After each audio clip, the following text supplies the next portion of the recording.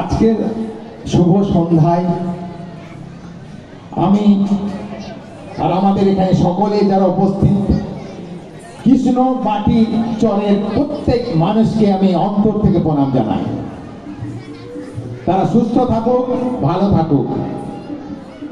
আর এইখানে নিয়ে আসার জন্য আমি যে জায়গা থেকে আজকে কথা বলছি, একমাত্র আমাকে নিয়ে এসেছে যেটা একটা থ্যালাসেমিয়ার মাধ্যম হয়ে আমার এখানে এসেছি, সেটা হচ্ছে অভিজিৎ মাহাতো আমাকে রিং করে বলে, স্যার এখানে একটা থ্যালাসেমিয়া ক্যাম্প করতে হবে।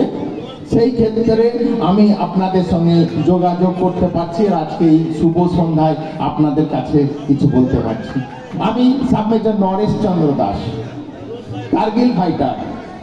৭৪ দিনের লড়াইয়ে আমি লড়াই করে ফিরে এসেছি। এছাড়াও 1988-এ শ্রীলঙ্কাতেও লড়াইয়ের মধ্যে ছিলাম।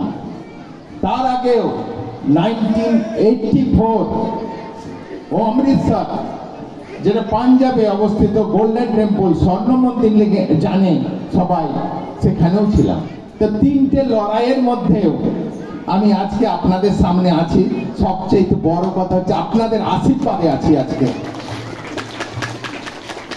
নারায়ণগুরুর দোহাই দিয়ে বলছি, সবসময় ঈশ্বর আর নিজেকে বিশ্বাস রাখলে জীবনে আর কিছু চিন্তা করতে হয় না। তাই কিছু বলার আগে স্বামীজির একটা বাণী দিয়ে আমি আমার কথা শুরু করছি। জীবনটা খুব ছোট,